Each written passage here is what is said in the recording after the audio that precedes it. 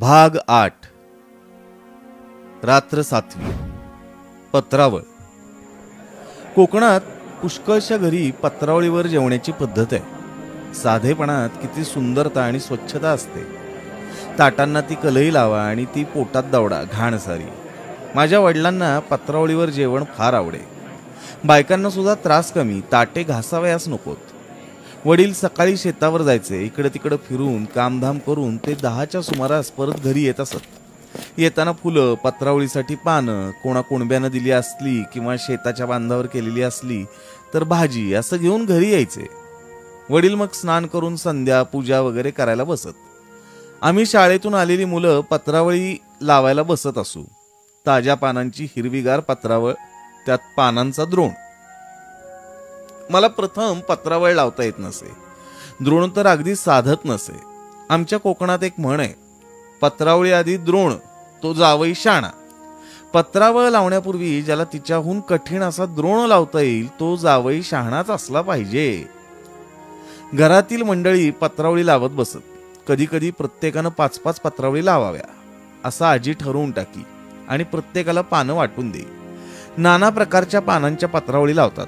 वडाची पानं, पळसाची पानं, कुड्याची पानं, धामणीची पानं, भोकरीची, वाटोळी पानं, पांढऱ्या चाफ्याची पानं, सर्वांच्या पत्रावळी लावतात. श्राद्धाला मोहाच्या पानांची ही पत्रावळ कोणी मुद्दाम लावतात. चातुर्मासात बायका आंब्याच्या पानांच्या किंवा फणसांच्या पानांच्या पत्रावळीवर जेवण्याचे व्रत घेतात. कोकणात पत्रावळीस धार्मिक सांस्कृतिक स्थान दिलेले आहे. झाडांची आणि त्यांच्या पानांची केवढी थोरवी आहे ही. श्याम, तू पत्रावळ लावावयास शिक हो, नाहीतर आज जेवावयास मिळणार नाही तुला, असं आईनं मला बजावलं. मला लावायला येत नाही, मी काही लावणार नाही, मी सुद्धा रागानच म्हटलं. माझी बहीण माहेरी आली होती. ती मला म्हणाली, श्याम ये, तुला मी शिकवते. कठीण का आहे त्यात काही? मला नको तू शिकवायला, जा. मी उर्मटपणे त्या प्रेमळ बहिणीला उत्तर दिलं. माझी अक्का फारच सुंदर पत्रावळी लावत असे. माझे वडील सुद्धा पत्रावळ आणि द्रोण लावण्यासाठी गावात प्रसिद्ध होते. आमच्या गावात राम भटजी म्हणून एक जण होते. त्यांची तर आख्यायिकाच झाली होती. जे पान हातास लागेल ते घेऊन राम भटजी टोचीत जावयाचे. चांगलेच पान पाहिजे, हे इथं नीट बसणार नाही वगैरे विचार त्यांच्या मनात येतच नसत. कसेही पान असो, राम भटजींच्या पत्रावळीत त्याला स्थान आहेच. कोणाकडे लग्न मुंज असली, प्रयोजन वगैरे असलं की गावातली मंडळी त्यांच्याकडे जमावायची आणि पत्रावळ्या लावत बसायची. गप्पा गोष्टी करत सहकार्यानं कामं करावयाची. अलीकडे ती पद्धत जात चाललीय. अशी ही पत्रावळीची परंपरा मला शिकणं भाग पडलं. परंतु मी पडलो हट्टी. मी काही त्या दिवशी पत्रावळ लावली नाही.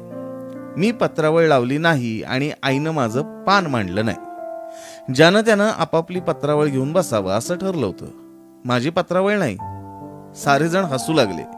माझ्यासाठी माझी अक्का रदबदली करू लागली. उद्या लावशील ना हो पत्रावळ श्याम? उद्या शिक हो माझ्याजवळ. आई, उद्या तो लावील हो, वाढ आज त्याला, असं अक्का म्हणू लागली. परंतु आम्ही एरंडासारखे फुगलो होतो. मी नाहीच लावणार, जा, नका वाढू मला जेवायला. माझं आडलंय खेटर, मी तसा उपाशी राहीन, असं रागानं म्हणत मी ओसरीवर गेलो. पोटात भूक तर लागली होती. कोणी आणखी समजूत घालावायला येते का याची मी वाट पाहत होतो. शेवटी माझी थोर निर्भिमानी अक्का तीच पुन्हा मजजवळ आली. ती म्हणाली, श्याम चल रे जेवावयास. मी उद्या सासरी गेले म्हणजे थोडीच येणार आहे तुला समजावयास. उठ, चल, लहानसे ठिकोळे लाव आणि त्यावर बस जेवावयास. 3 पानांच्या लहान पत्रावळीला ठिकोळे असं म्हणतात. 4 पानांच्या पत्रावळीला चौफुला म्हणतात. पळसाचं मोठं पान असलं तर एकाच पानावर आम्ही मुलं जेवत असू. एकच पान पुरे होत असे. वाटोळी मोठी पत्रावळ, तिला घेरेदार पत्रावळ म्हणतात. माझ्या वडिलांना लहान पत्रावळ आवडत नसे. चांगली मोठी गोलाकार आवडत असे. रानात भरपूर पानं असतात, त्यात काटकसर कशाला? विस्तीर्ण पात्र भोजनम, जेवावयास मोठे पान घ्यावे असे ते म्हणत. अक्काच्या शब्दांनी मी विरघळलो. सासरी गेल्यावरती थोडीच रुसणाऱ्या भावाजवळ आली असती. 2 दिवस ती आली होती तरी मी तिच्याशी नीट वागलो नाही. मला वाईट वाटलं. डोळ्यात पाणी आलं. अक्कानं माझ्या हातात पान दिलं. हे घे, खाली आधाराला लाव, असं ती म्हणाली. मी हातात एक चोय घेतली आणि टाका लावला. परंतु चोय फार लोचट होती आणि टाका तुटेना. श्याम, ही दुसरी घे चोय, ही चांगली आहे. असं म्हणून अक्कानं दुसरी चोय जोडीतून काढून दिली. कसे तरी मोठे मोठे टाके घालून मी ठिकोळे तयार केले आणि घरात नेले. ही माझी पत्रावळ, वाढ मला, मी आईला म्हटलं. हातपाय धुवून आलास का पण? आईनं विचारलं. हो, केव्हाच हातपाय धुतलेत. मी काही घाणेरडा नाही, मी म्हणालो. घाणेरडा नाहीस, परंतु सुसू तर करतोयस ना. नाक नीट शिंकरून ये, तो मी इकडे वाढतेच हो. आई म्हणाली. मी नाक स्वच्छ करून आलो आणि जेवायवयास बसलो. पोटभर जेव चांगला, उगीच हट्ट करतोस. तो शेजारचा वासू एवढासा आहे, पण कशी छान पत्रावळ लावतो. आई बोलत होती. मी रागारागानं भराभर जेवत होतो. पत्रावळ कशी तरी लावलेली होती. तिचा एक टाका निघाला आणि माझ्या घशात अडकला. मी घाबरलो. शेवटी निघाला एकदाचा. टाके जातात घशात तरी म्हणे तूच पत्रावळ लाव.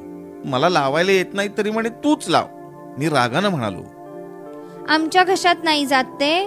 तू निष्काळजीपणाने लावलीस याचंच ते प्रायश्चित्त. जोपर्यंत तू चांगली पत्रावळ लावण्यास शिकणार नाहीस, तोपर्यंत तुझी पत्रावळ तुला ठेवण्यात येईल. आई म्हणाली. मी दुसऱ्या दिवसापासून चांगल्या पत्रावळी लावण्याचा निश्चय केला.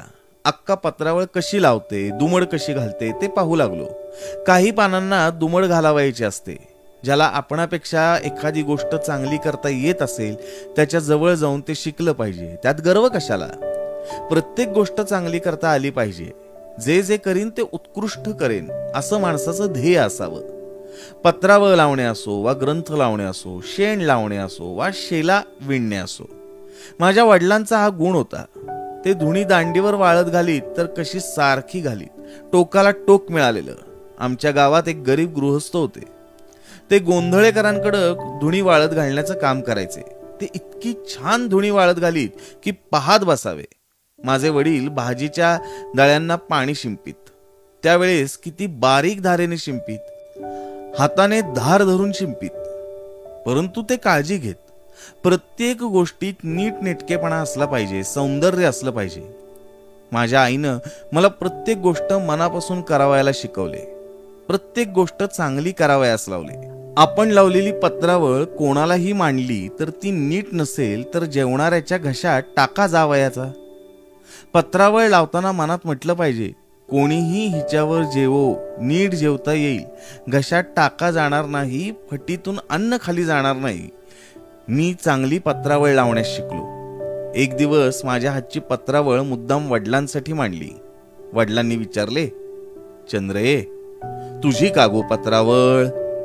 अक्का म्हणाली, नाही, ती श्यामने लावलेली आहे. वडील म्हणाले, इतकी चांगली केव्हापासून यावयास लागली? आई म्हणाली, त्या दिवशी जेवायला घातले नाही आणि तू चांगली पत्रावळ लावीपर्यंत तुझी तुलाच घ्यावी लागेल असे सांगितले ना, म्हणून नीट शिकला लावावयाला. मी आईला म्हटले, आता मागचे कशाला सांगतेस? भाऊ, आता चांगली येते की नाही मला? आता काय सुंदरच लावता येते, पण द्रोण कुठे लावता येतो? वडील म्हणाले. द्रोणही मी लावून ठेवलाय. विहिरीवर अक्कानं लावलेला एक द्रोण मी घेऊन आलो आणि त्याच्यासारखा लावीत बसलो. शेवटी साधला. मी तुम्हाला जेवण झाल्यावर दाखवेन, मी सांगितले. माझ्या पत्रावळीचे गुणगान झाल्यामुळं मी जरा फुशारून गेलो होतो. जेवण झाल्यावर मी द्रोण वडिलांना दाखवला. चांगला आहे, परंतु इथे चुकला. समोरासमोरचे कोपरे सारख्या दुमडीचे हवेत असं म्हणून त्यांनी सुधारून दिला. मी तो सुधारलेला द्रोण आईला नेऊन दाखवला. आता कोण रागे भरेल? उगीच हट्ट करतो आणि मला हे येणार नाही, ते येणार नाही असे म्हणतोस. देवाने ज्याला हातपाय दिले त्याला सारे काही करता येते. मनात मात्र हवे. चंद्रे, याला एक जर्दाळू दे, शिकल्याबद्दल खाऊ. आईनं सांगितल्याप्रमाणे अक्कानं फाडताळातून एक जर्दाळू काढून मला दिला. तो किती गोड लागला.